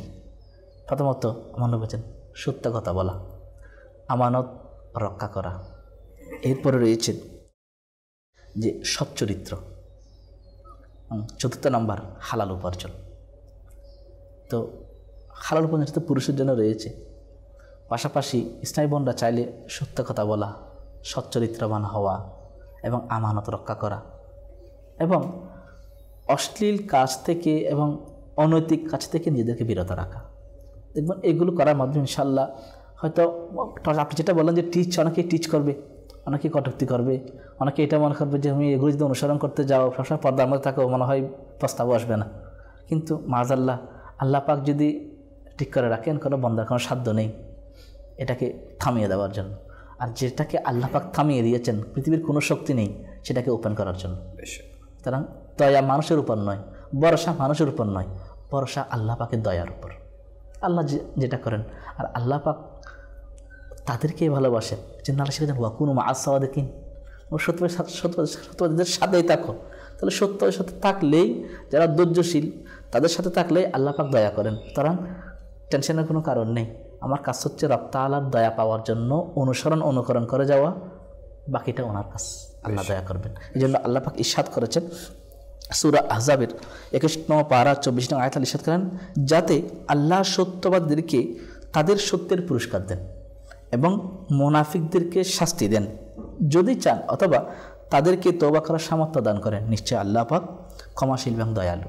তাহলে এখানে প্রথমে বলা হচ্ছে যে যারা সত্যবাদী তাদেরকে সত্যবাদিতার কারণে তাদেরকে পুরস্কার দান করেন। সুতরাং সত্য কথা বলা, মিসওয়াক করা, সুন্নতের উপর আমল করা, এগুলোর মাধ্যমে আল্লাহ পাকের দয়া পাওয়া যায়। আর যদি বিরত থাকি তাহলে মুনাফিক তাদেরকে শাস্তি প্রদান করেন। আল্লাহ পাক যদি চান তারা তাদেরকে তওবা করার সুযোগ দান করবেন। তাহলে এখানে লেখা একটা কথা হচ্ছে যে তওবা করার সুযোগ সবাই পাবে না, নামাজ পড়ার জন্য সবাই যেতে পারবে না। আল্লাহ পাক যাদেরকে দয়া করেন তারাই নামাজ পড়তে পারবেন, যাদেরকে সামর্থ্য দান করেন তারা তওবা করতে পারবে। মুসলমান তো অনেকেই আছে, কিন্তু মসজিদটা একদম খালি, 5 ওয়াক্ত নামাজের সময় একদম সকালে তো ইমাম সাহেব ছাড়া আর মনে হয় আর কেউ থাকে না। ইমাম সাহেব আর মুয়াজ্জিন 2 জন, পৃথিবীর মধ্যে এখনো মানুষই নেই মনে হয়। মসজিদে যখন যাই, সকালে যখন নামাজ পড়তে যাই সকালে, তখন এই 2 জন বা 3 জন ব্যক্তি ছাড়া আর কোনো মুসল্লি কন্টিনিউ। তো এদেরকে দেখলে মনে হয় পৃথিবীতে মনে হয় এই 3 জন ছাড়া কোনো মানুষ নেই। যদি থাকতো তাড়াতাড়ি আসতো। বাজার গিয়ে দেখুন, শপিং মল দেখুন পরিপূর্ণ, কানায় কানায় ভর্তি। তখন শয়তান এদের আমাদেরকে এভাবে গ্রাস করে রাখে, এ তো আরামের ঘুম ছেড়ে কী জন্য, কী দরকার, আমি দান করে দিব, আল্লাহ কবুল করবেন। অনেকে মনে করেন দান করলে, সদকা করলে, মানুষকে যদি সহায়তা করে মনে হয় এটাই অনেক সওয়াব, এগুলো করার দরকার কি? এই জন্য নফল আদায় করলে এই জন্য এক ব্যক্তি তো এরকম হচ্ছে যে ইমাম ফারাজ সুন্নাত মুবারাকা, তো উনি গিয়েছেন ওই জায়গায় মাটির কাজ করার জন্য, চাষাবাদ করার জন্য। এখন চিন্তা করতে লাগলে কী করা যায়। এখন পাকড়ি ভাতে সুন্নাত মুবারাকা এখন তো নেই নাই, এখন পরনের কাপড় যদি পাকড়ি ভরে ফেলে তাহলে ফরজ শেষ। তাহলে মাআযাল্লাহ অনেকেও চিন্তা করতে কী করা যায়। এখন অনেকে সাজানোর দুগায় পরে যেটা আছে এটা কী করে ফেলল। তাহলে এই ধরনের মেন্টালিটি, এই যে অজ্ঞতা এবং না বোঝার কারণে আমরা তো বুঝছেন এখন সামান্য কিছু লাভের অংশ যদি বুঝি না, ওইদিকেই দৌড়তে থাকি। এটা তো লাভ আছে, এটা শরীয়ত কতটুকু যে আমার নষ্ট হয়ে যাচ্ছে সেটা যে ওটা কোনো চিন্তা নেই। লাইনের পর লাইন দাঁড়িয়ে রয়েছি, কার সাথে দাঁড়িয়ে রয়েছি, পাশে কে রয়েছে, এগুলো চিন্তা নেই। বিধর্মী মহিলা আছে, কোনো বেগানা মহিলা, সেটাও চিন্তা নেই। ও খেয়াল শুধু এটা, আরও ওদের সাথে কথা বলেই আরও স্বাদ গ্রহণ করছে যে আসলে এরকম আমাদেরকে এরকম হওয়া দরকার, উদার মনের। আর আপনি উদার মনের হবেন কোত্থেকে? আপনার উদারতা থাকলেই তো উদার মনের হওয়া যাবে। আর শরীয়ত বাদ দিয়ে কি উদারতা? শরীয়ত যতটুকু উদারতা দিয়েছেন পৃথিবীর অন্য কোনো ব্যক্তি, অন্য কোনো ধর্ম এত উদারতা দেয় না ইসলাম। কারণ জন্য Islam not only religion but also complete code of life. ইসলামটা ধর্ম, একটা পরিপূর্ণ জীবন ব্যবস্থা। তো পরিপূর্ণ বলতে এখানে শূন্য করতে থেকে এটা তো পরিপূর্ণই রয়েছে। এখন আমরা তো না বলে এখন আসার সময় একজন বলতে লাগলো যে আসলেই মানুষ এরকম অপকর্ম করে, আসলে মানুষের চিন্তা আপনার এরকম কেন হলো, মানুষ এরকম মৃত্যু কেন হলো? তো রিক্সাওয়ালা বলে, আমি বলাটাকে রিক্সাওয়ালা বলে দিচ্ছে, এটা তো শুরু থেকেই আছে এরকম। তাহলে পূর্ব থেকে আমাদের মেন্টালিটি এরকম হয়ে গিয়েছে, অতীত থেকে এরকম হয়ে আসছে। তো আমরা অতীতটা না তাকিয়ে আমাকে পরিবর্তন করা দরকার। এক বিধর্মী, এক মুসলমান, তো মুসলমানের কাছ থেকে বিধর্মী ঋণ নিয়েছিল। এখন যখন ঋণগুলো যখন তার কাছ থেকে চাওয়ার জন্য গেল, যেটা বললাম যে আমার রক্ষা করে, এখন শুধু বিধর্মী, সে আমার তার খেয়ানত করে যাচ্ছে, বলছে না আমি টাকা পয়সা এখন দিতে পারবো না, কিছুই নাই, এরকম অনেক দিন। সে তাকে একসময় যখন অপমান করতে লাগলো, সেই মুসলমান কী করলো, একটা চিঠি লিখলো যে তাদের বিধর্মী যে ধর্ম যাজক যারা রয়েছেন তাদের কাছে, চিঠি লিখলো অমুক আপনার এরকম অনুসারী আপনাদের ধর্মের, সে আমার কাছ থেকে ঋণ নিয়েছে, আমার ঋণগুলো দিচ্ছেন। এখন ওই মুসলমানের ঋণ অমুসলিমটা, হ্যাঁ মুসলিমটা দিচ্ছে না। তখন ওই বিধর্মী ধর্ম যাজক যিনি ছিলেন, এটা উনি পরেই আরেকটা চিঠি লিখে দিলেন, বলছে যাও এটা নিয়ে গিয়ে তাকে দাও, মুসলমানটাকে দাও। তখন মুসলমান ওইটা চিঠিটা নিয়ে ওই বিধর্মীকে দিল যে তোমাদের ধর্ম যাজক তোমার জন্য চিঠি পাঠিয়েছে। এখন সে চিঠিটা পরেই তাড়াতাড়ি তার ঋণগুলো দিয়ে দিল। এখন মুসলমান তো হতবাক, কী ব্যাপার, এই চিঠির মধ্যে এমন কি জিনিস রয়েছে, আমি এতদিন তাকে বলে গেলাম, সে আমার কথাই রাখলো না, আর তার ধর্ম যাজক যখন তাকে একটা চিঠি লিখে দিল তখন সে মেনে নিল, তো বোঝা যাচ্ছে ওটা চিঠিটা ছিল তো মুসলমানটার জন্য, হ্যাঁ এটা তার পক্ষে ছিল, মুসলমানটার পক্ষেই ছিল। হ্যাঁ। এখন তখন উনি বলতে লাগলেন যে বলো আমাকে চিঠির মধ্যে কী রয়েছে, বলছে না এটা বলা যাবে না, বলছে না বলতে হবে, আমি জানতে চাই চিঠির মধ্যে কী রয়েছে। তাহলে চিঠির মধ্যে রয়েছে আমার ধর্ম যাজক যিনি তিনি লিখে দিয়েছেন তুমি কি মুসলমান হয়ে গিয়েছ, যদি মুসলমান না হও তাহলে ঋণ কেন খিলাফি করে যাচ্ছ। এটা শুনেই প্রথমে তাড়াতাড়ি দিয়ে দিলাম। তাহলে সত্য কথা বলা, ঋণ খেলাফি না করা শুধু ইসলাম ধর্মে নয়, এটা অন্যান্য ধর্মের মধ্যে রয়েছে। তারাও এটাকে, এই অশ্লীল কাজকে, অনৈতিক কাজকে তারা ঘৃণা করে। তাহলে দেখুন এটার মধ্যে আমাদের জন্য মেসেজটা কি। আজকে দেখুন লেখকদ্বয় বর্তমান সমাজের মধ্যে বিধর্মীদের যেগুলো শপিং মল রয়েছে, দোকান রয়েছে, অধিকাংশ মুসলমান সেখানে যায়। কী জন্য? কারণ আমরা যেখানে থাকি আমাদের অফিসের পাশে, বাসার পাশে মুসলমানের দোকান হচ্ছে রাস্তার পূর্ব পাশে, পশ্চিম পাশে, আর বিধর্মীর দোকান হচ্ছে পূর্ব পাশে। তো বিধর্মীর দোকান এবং মুসলমানের দোকানের মধ্যে 5 থেকে 60 টাকা ডিফারেন্স থাকে। 60 টাকা ওই বিধর্মী কম নেয়, এই মুসলমান 60 টাকা বেশি নেয়, তো জিনিসটা একই। তাহলে বিধর্মী যে সেল করে যাচ্ছে সে কি লাভ করছে না? করছে। আর মুসলমান সেও লাভ করছে। মুসলমান চাচ্ছে বেশি নেওয়ার জন্য, আর বিধর্মী চাচ্ছে তাকে ধরে রাখার জন্য, অল্প লাভ করে, সীমিত লাভ করে তাকে ধরে রাখার জন্য। দেখুন তাদের মেন্টালিটি কীরকম। ঠিক তদ্রূপ আজকে আমরা যারা রয়েছি, আজকে আমরা তো শপথ করে ফেলি, আল্লাহ পাকের শপথ এটা এত টাকা নাহলে হারাম হবে। আচ্ছা এটা যখন যে বলে যাচ্ছে সেটার মধ্যে 200 টাকা লাভ এমনি ছিল, আবার শপথ করে আর 100 টাকা বাড়ায় নিল, 300 টাকা লাভ। মিথ্যা হয়ে গেল, মিথ্যা। এরকম করে আমরা ওই যে মাদানী চ্যানেলের দর্শকরা অনেকবার দেখেছে মাদানী চ্যানেলের মাধ্যমে যে কীভাবে ঠকাইলে কীভাবে ঠকতে হয়। ঠকাইলে যে ঠকতে হয় এটা সত্য কথা।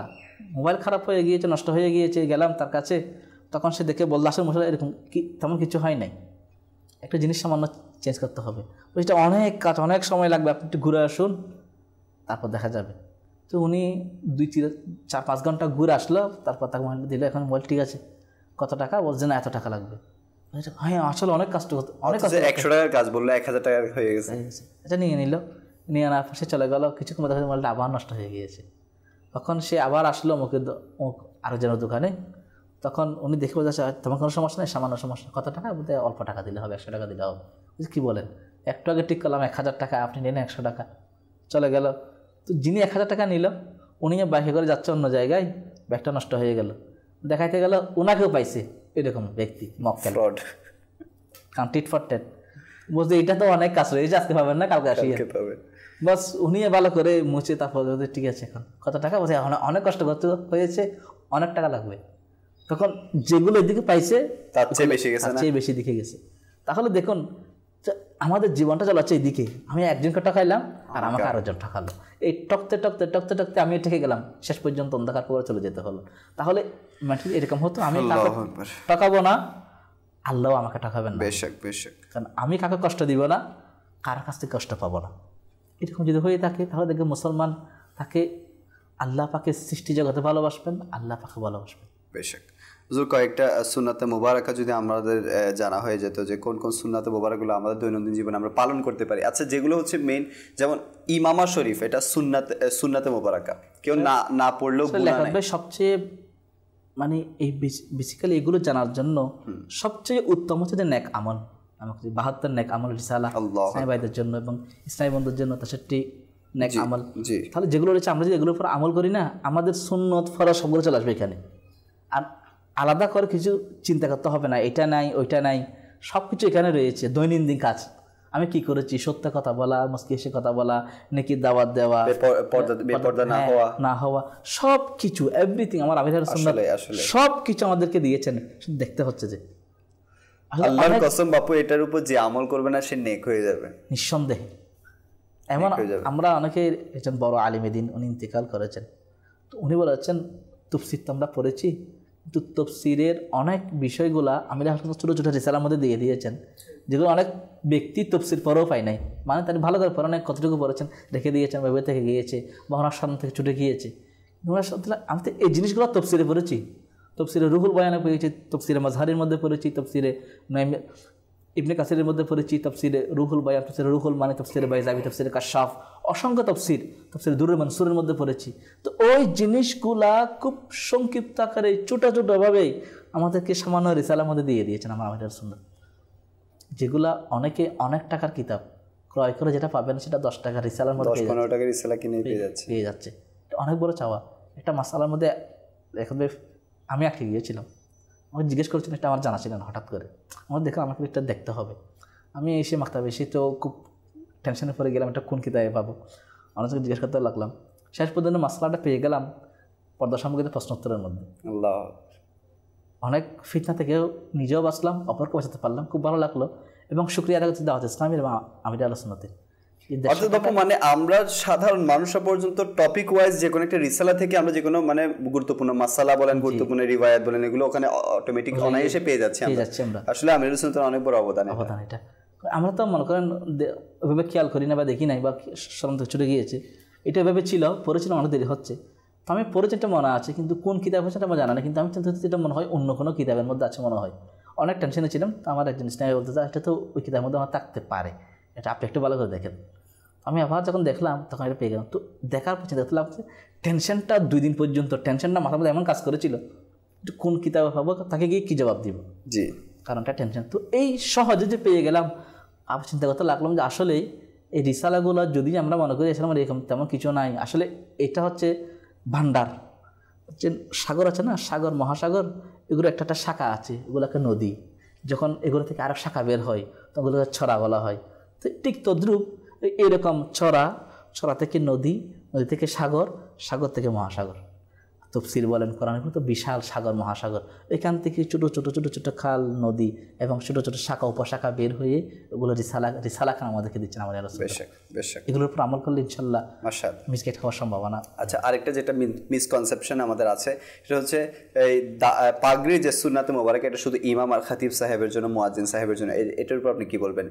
এটা এই কনসেপশন রাখার কারণে অনেক মুসলমান এই সুন্নাত থেকে নিজেকে দূরে সরিয়ে দেয়। যে এই পাগড়ি, বিশেষ করে পাগড়িটা মানে শুধু এই হুজুরদের জন্য, যারা আলিমে দিন প্লাস ইমাম খাতিব মুয়াজ্জিন এনাদের জন্য, সাধারণ মানুষ এটা পড়তে পারবে। এটা তো কোনো অন্যান্য কিতাব তো দূরের কথা, কোনো বাংলা বইও নেই এটা রাওয়ায়াতটা যে শুধুমাত্র ইমাম আর শুধুমাত্র হুজুর পড়বেন, এরকম কোনো রাওয়ায়াত কোরআন হাদিস এটা তো মাথার উপর, এটা থাক, কোনো বাংলাদেশের কোনো বাংলা বইয়ের মধ্যে নেই। এটা মানুষের ভুল ধারণা। আর অনেক ক্ষেত্রে বলে যাচ্ছে এটা সুন্নত আরব, মাআযাল্লাহ।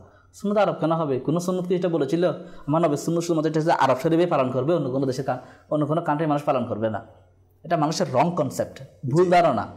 সুন্নতে মুবারাকা প্রত্যেক মুসলমান নর নারী পালন করতে হবে। সুন্নতে মুবারাকা কোনো বাধা নিষেধাজ্ঞা, পুরুষের জন্য যেগুলো ছিল পুরুষ আর যেগুলো নারীরা পালন করবে। যদি এটা যদি না হতো তাহলে তো এটা বলতো না যে মানে হাব্বা সুন্নতে ফাঁকা, এটা বলতো না হাদিস শরীফ।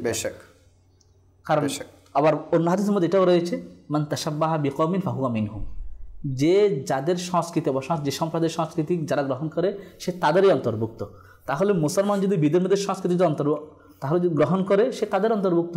আর মুসলমান যেহেতু আমার নবীর সুন্নতকে অনুকরণ করে যাবে, তো সেটা আমার নবীর দলের অন্তর্ভুক্ত থাকবে। আমার উচিত করেছেন না, কুল্লুহুম ফিন্নার ইল্লা মিল্লাতা ওয়াহিদা, আমার প্রত্যেক উম্মতের বনী ইসরাঈলের মধ্যে 72 দল হয়েছে, আমার উম্মতের মধ্যে 73টা ফিরকা হবে, দল হবে। তো কোনটা জান্নাতি? কুল্লুহুম ফিন্নার ইল্লা মিল্লাতা ওয়াহিদা, প্রত্যেকে জান্নাতি একটা মাত্র দল, সেটা কোনটা?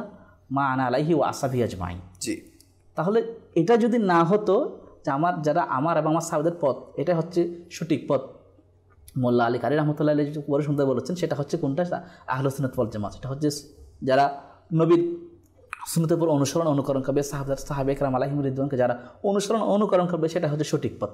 তাহলে এটা যদি না হতো তাহলে বলতো এটা সুন্নত আরব, আচ্ছা এটা আজম, এটা বাংলাদেশ, এটা অন্য কোনো হিন্দুস্তান বলে অন্য কোনো এরকম উল্লেখ করে দিত।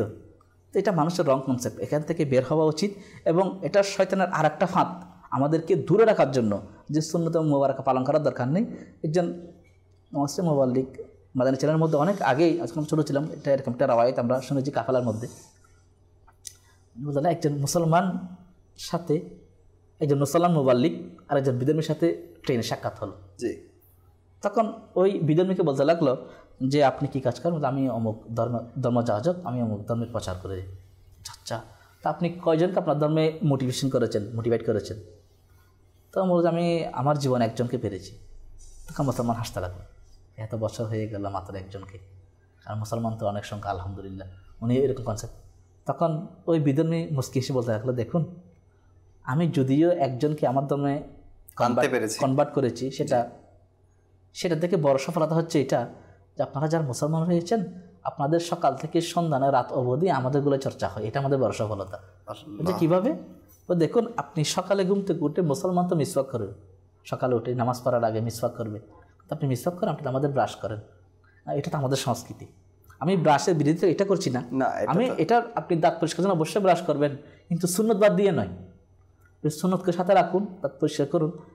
সে এটা বলা যাচ্ছে এটা আমাদের থেকে প্রচলনটা, এটা আমরাই উদ্ভাবন করেছি, এটা আমরাই ডিসকভার করেছি, এবং এটার পেছনে আমাদের অনেক অবদান রয়েছে। আমরা ছড়িয়ে দিলাম, এখন আপনারাও তো ইউজ করেন, আপনারা মিসওয়াক করেন, আপনারা কয়জন মুসলমান রয়েছে যে মিসওয়াক করেন, এটা তো আপনাদের নবীর সুন্নত। আসলে কথা তো ঠিক। তৃতীয়ত, যে এভাবেই কোট টাই পরা, এটা তো আমাদের পোশাক, আপনাদের মুসলমান তো এই পোশাক, আমাদের তো সুন্নতে লেবাস অনুসরণ করবে, তারা সাদা রঙের পোশাক পরবে, কারণ সাদা জানাজাদের পোশাক হচ্ছে সাদা। তো আপনারা তো এটা থেকে অনেক দূরে সরে গিয়েছেন। তো এটা তো আমাদের পোশাক, এটা তো সংস্কৃতি আমাদের, এটা আপনারা লালন পালন করে যাচ্ছেন। তৃতীয়ত, আপনারা মুসলমানদেরকে দেখলে সালাম দেওয়ার কথা, আপনি এখন সালাম দিচ্ছেন না, আপনারা হ্যালো হাই বলে যাচ্ছেন, এটা তো আমাদের সংস্কৃতি। আর আপনার সালাম তো কোনো দূরে সরে গিয়েছে, মুসাফাহা সরে গিয়েছে। মুসাফাহা যখন করবে, ইয়াগফিরুল্লাহু লানা ওয়া লাকুম যখন বলবে, তখন তারা বিচ্ছিন্ন হওয়ার আগে আল্লাহ পাক তাদের গুনাহগুলো কি করে দেন? ক্ষমা করে দেন। আপনারা তো এগুলো থেকে অনেক দূরে সরে গিয়েছেন।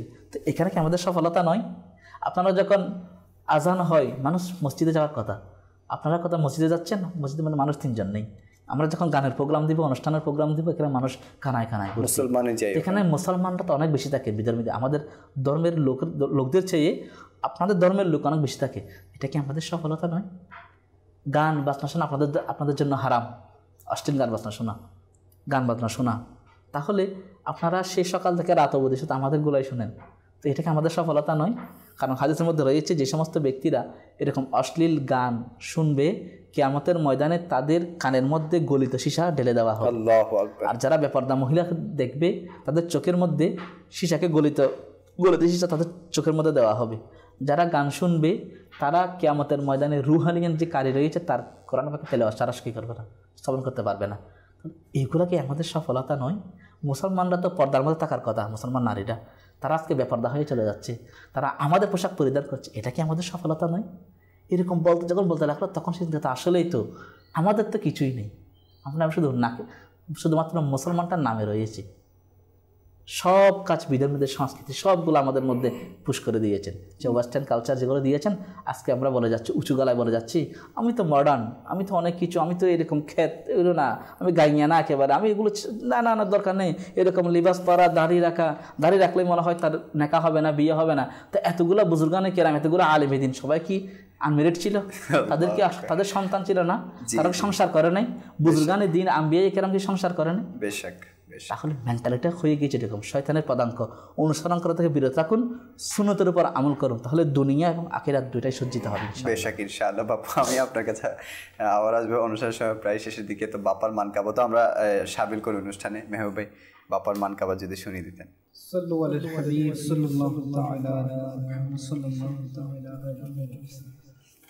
পেয়েছি আমি ইজ্জত আত্তারের বদৌলত, পেয়েছি আমি ইজ্জত আত্তারের বদৌলত, পরিবর্তন হয়েছে কিসমত আত্তারের বদৌলত, পরিবর্তন হয়েছে কিসমত আত্তারের বদৌলত, পেয়েছি আমি ইজ্জত আত্তারের বদৌলত। আপন করেছে আমার মুখে লাগানো আমায়, আপন করেছে আমার মুখে লাগানো আমায়, যা কিছু আছে আমার আত্তারের বদৌলত, যা কিছু আছে আমার আত্তারের বদৌলত, পেয়েছি আমি ইজ্জত আত্তারের বদৌলত। মাতায় সদাই মামা নূরেতে ভরপুর দাড়ি, মাতায় সদাই মামা নূরেতে ভরপুর দাড়ি, জিন্দা হয়েছে সুন্নাত আত্তারের বদৌলত, জিন্দা হয়েছে সুন্নাত আত্তারের বদৌলত, পেয়েছি আমি ইজ্জত আত্তারের বদৌলত। আল্লাহ মুস্তাফারি গোসো মরজারি, আল্লাহ মুস্তাফারি আমার গোসো রজারি, হোক অন্তরে মোহাম্মত আত্তারের বদৌলত, হোক অন্তরে মোহাম্মত আত্তারের বদৌলত, পেয়েছি আমি ইজ্জত আত্তারের বদৌলত, পরিবর্তন হয়েছে কিসমত আত্তারের বদৌলত, পরিবর্তন হয়েছে কিসমত আত্তারের বদৌলত। দিওয়ানা বানাও মৌলা, সব দুঃখ মুছে দাও মৌলা, দিওয়ানা বানাও মৌলা, সব দুঃখ মুছে দাও মৌলা, পূর্ণ হোক আমার হাজত আত্তারের বদৌলত, পূর্ণ হোক আমার হাজত আত্তারের বদৌলত, পেয়েছি আমি ইজ্জত আত্তারের বদৌলত, পরিবর্তন হয়েছে কিসমত আত্তারের বদৌলত, পরিবর্তন হয়েছে কিসমত আত্তারের বদৌলত। মাশাআল্লাহ, মারহাবা মারহাবা মারহাবা। আলহামদুলিল্লাহ, সুন্নত কি জিনিস এটা আমরা আত্তারের উসিলায় জানতে পেরেছি বাবু। আমরা কোথায় ছিলাম আজ? আমি লিয়াকত, মেহবুব ভাই, আমার বাপু, হ্যাঁ আমরা কোথায় এসেছি আমি জানি না। আপনারা মাদ্রাসায় পড়েছেন, তারপর আমি আপনাদের তাজকিরা করছি, কিন্তু বাপু আমরা যা কিছু পেয়েছি আত্তারের বদৌলতে পেয়েছি। আজ আমরা সামান্য যদি এই সুন্নাতে মুবারাকে কারো বদৌলতে, কারো প্রচেষ্টায় আমাদের মধ্যে দেখছেন, সব আত্তারের বদৌলত। কি বলবেন বাপু? নিঃসন্দেহে আসলে লিয়াকত ভাই বলতে কথা শেষ হবে না, এতটুকুই শুধু উদ্দেশ্যে বলবো যে মুফতি ফারুক রহমতুল্লাহ তাআলা আলাই, মুফতি মুশতাক আত্তারি রহমতুল্লাহ তাআলা আলাই, জমজম আত্তারি, এরা যারা রয়েছেন না, এরা আল্লাহ এবং তার রাসূলের অনুসরণ অনুকরণকারী আত্মার দামান ধরেছেন। এরা মুর্শিদের দিওয়ানা হয়ে গিয়েছে, সেজন্য তারা আজকে মাজারে। আল্লাহ। আর আমরা যারা সুন্নত থেকে দূরে রয়েছি, ছেড়ে দিয়েছি, সেজন্য আজকে আমরা বাজারে। সুন্নতকে আঁকড়ে ধরি, চেষ্টা করি, ইচ্ছা থাকলেই উপায় হয়। ওই বছর সেই সন্তানের মতো, যে বছরের মধ্যে এক মিশরের এক সন্তান ছিল, সে খুব সুদর্শন ছিল, সম্ভ্রান্ত পরিবারে জন্মগ্রহণ করেছিল, কিন্তু সে খুব লজ্জাশীল ছিল, বেশি লজ্জা করতো, কিন্তু সুদর্শন ছিল এবং খুব তিনি লজ্জা করতেন বেশি। তো ওনার পিতাকে কেউ পরামর্শ দিল, আপনার সন্তানকে দোকানে বসান। মানুষের সাথে কথা বলতে বলতে লজ্জা ভেঙে যাবে। দেখুন, লজ্জাশীল হওয়ার জন্য আল্লাহ বলে যাচ্ছেন, আর মুসলমানরা বলে যাচ্ছেন লজ্জাভঙ্গ করো, কারণ এইরকম হলে তা চলবে না সমাজের মধ্যে। তাহলে তো তাকে দোকানে বসাই দিল। এখন অনেক মানুষ আসতে যাচ্ছে লজ্জা ভাঙার জন্য। তখন একজন বুড়ি আসলো, যে বুড়ি বলতে লাগলো যে আমার কিছু কাপড় দরকার, তো কাপড়টা সুইচ আমি এখানে করবো না, অনেকগুলো কাপড় দিন, সাথে এখান থেকে কাউকে দিন, আমি যেটা চুজ হয় পছন্দ হয় এটা রাখবো, টাকা এবং বাকি কাপড় ফেরত দিয়ে দিব। কারণ বিক্রেতা বলো ঠিক আছে, মালিক বলে যে তাও ওই ছেলেকে পাঠালো, সুদর্শন যুবককে। তিনি যখন ওই গেলেন তার বাসায়, দেখেন শাহী মহল, আলিশান মহল, তার বাসার মধ্যে চাকচিক্য, ডেকোরেট অনেক সুন্দর, আসবাবপত্র অনেক সুন্দর। তার ঘরের মধ্যে একজন যুবতী, সুন্দরী যুবতী রয়েছে, কন্যা। এখন ওই মেয়েটি এই সুদর্শন যুবককে দেখে তার প্রতি আসক্ত হয়ে গেল, এবং শয়তান তাকে কুমতানি দিল তার সাথে ব্যভিচার লিপ্ত হওয়ার জন্য। এবং সে তাকে একটা কক্ষ নিয়ে গেল, দরজা বন্ধ করে দিল, যে তার সাথে ব্যভিচার করবে। সে তাকে চাপ দিয়ে যাচ্ছে এক প্রকার। তখন ওই যুবক চাচ্ছে সেখান থেকে বাঁচার জন্য। তখন সে বলতে লাগলো যে আই বাড়ি লাহি, আমাকে রক্ষা কর, কী করা যায় এখন। হঠাৎ তার মাথার মধ্যে একটা বুদ্ধি আসলো যে আমাকে একটু ওয়াশরুমে যেতে হবে, ওয়াশরুমে। তখন তিনি তার খাদিমকে বলেন যে আসো দিকে আসো, আমার মনিবকে ওয়াশরুমে নিয়ে যাও। এখন তিনি ওয়াশরুমে গিয়ে দরজা বন্ধ করে চিন্তা করতে লাগলো এখান থেকে কীভাবে বের হওয়া যায়। এখন আমাকে তো আল্লাহকে ভয় করতে হবে, আমি বিচার কীভাবে লিখতে হব, মুসলমান আমি এই কাজ করতে পারি না, কালকে আমার তো আল্লাহ কী জবাব দিব। চিন্তা করতে করতে হঠাৎ তার মাথায় আরেকটি প্ল্যান চলে আসলো যে এখন তো কী হচ্ছে, এখান থেকে বের হলে আমাকে ব্যবচার লিপ্ত হতে হবে। সেই ওয়াশরুমের ওই যে ময়লা রয়েছে, আবর্জনা, সেগুলা সারা শরীরে মেখে নিল। মেখে নিয়ে সে যখন এখান থেকে বের হলো, তখন তাকে দেখেই তার শরীর থেকে যখন দুর্গন্ধ ছড়াচ্ছে, তখন সবাই পালিয়ে যাচ্ছে। তখন তাকে অনেকে ধরে, যারা তখন পানি নিয়ে দাঁড়িয়েছে, সবাই তাকে ধরে চটের মধ্যে নিয়ে তাকে বাগানে নিক্ষেপ করলো। এটা এই জন্য আসলো যে ওই বুজুর্গ রহমতুল্লাহ তাআলা আলাইহি ওই যুবকের শরীর থেকে সুগন্ধ বের হতো সবসময়। তো মানুষ জিজ্ঞাসা আপনি যে এত সুগন্ধ বের, তার নাম ছিল যে হযরত, তার জন্য হযরত মিসকি রহমতুল্লাহ তিনি প্রসিদ্ধ ছিলেন। মুশকটা আরবিতে যে মিস্ক বলা হয়। আপনি যে সুগন্ধ ইউজ, আপনার তো অনেক টাকা খরচ হয় মনে হয়। তিনি বলতে লাগলেন আসলে আমি তো সুগন্ধ ইউজ করি না। তো সুগন্ধ ইউজ না করলে সুগন্ধ ছড়াবে কোত্থেকে? অবশ্যই একটা প্রশ্ন থাকতে পারে, আমি সুগন্ধ দিই না, লাগাই না, কিন্তু সুগন্ধ ছড়াই, হাউ ক্যান পসিবল, এটা কীভাবে সম্ভব? মানুষ এটা জানার আগ্রহ থাকে। তখন সবাই জিজ্ঞাসা করাতে তিনি বলতে লাগলেন যে এরকম। তো আমি এখান থেকে চলে আসলাম এবং আল্লাহ শুকরিয়া আদায় করলাম। আমি পরিষ্কার হয়ে গোসল করে তারপর আমি রাতে যখন আমি ঘুমাইতে গেলাম, তখন রাতে একজন আগন্তুক হঠাৎ এসে আমাকে বলতে লাগলো যে সৈয়দনা ইউসুফ আলা নবিয়িনা আলাইহিস সালাতু ওয়াস সালামের সাথে তোমার কি চমৎকার মিল রয়েছে। আর বলল তুমি কি আমাকে চিনো? তখন ওই যুবক বলতে লাগলো আমি তো আপনাকে চিনি না। তখন আমি হচ্ছে হযরত জিবরাইল। আল্লাহু আকবার। তুমি যে কাজ করো সেটা আমি খুশি হয়েছি, আল্লাহ আমাকে পাঠিয়েছেন। তখন জিবরাইল ইসলাম তার শরীরের মধ্যে এভাবে পরশ বুলিয়ে দিলেন হাতটা। তো ওই দিন থেকেই আমার শরীর থেকে এইরকম সুগন্ধ বের হতে থাকলো। এবং এই বর্ণনাটি রওজুর রিয়াকিন 334 পৃষ্ঠার মধ্যে বর্ণিত রয়েছে। তাহলে দেখুন, গুনাহের কাছ থেকে বিরত থাকার কারণে লজ্জাশীল হায়া, এটা আমার নবী সুন্নাতে মুবারাকা। আজকে মুসলমান বলুন, নর নারী যারা রয়েছে না, পুরুষ মহিলা, আজকে আমরা নিজের স্ত্রীকে ছেড়ে দিচ্ছি অন্য পুরুষের সাথে, যাও তার সাথে কথা বলো।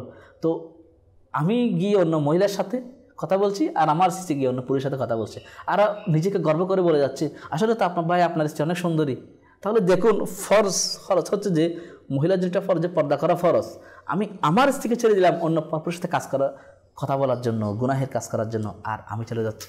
তাহলে দেখুন, এই যে গুনাহের বড় কাজ, এই সমস্ত অশ্লীল কাজের মধ্যে আমরা লিপ্ত হচ্ছি, কোনো মেন্টালিটি আমাদের মধ্যে নেই। সেজন্য হায়া, লজ্জা করা উচিত। এবং ওই যে বুজুর্গ মিসকি রহমতুল্লাহ তাআলা আলাইহি যে কাজ করেন, হায়া, লজ্জা, সেটাকে প্রাধান্য দিয়েছেন, যেন আল্লাহ পাক দয়া করে জিবরিলকে পাঠিয়ে দিয়েছেন, পরশ বলিয়ে দিয়েছেন, সেদিন থেকে শরীর থেকে অটোমেটিক সুগন্ধ বের হতে লাগলো। আল্লাহ আমাদেরকে সেই শক্তি সামর্থ্য দান। আমিন আমিন। তো এই জন্য আমাদের দর্শকবৃন্দ, আমি আপনাদেরকে আরজ করব সুন্নাতে কারিমাকে গ্রহণ করে নিন, ইনশাআল্লাহ আপনিও এরকম সুগন্ধিময় হয়ে যাবেন।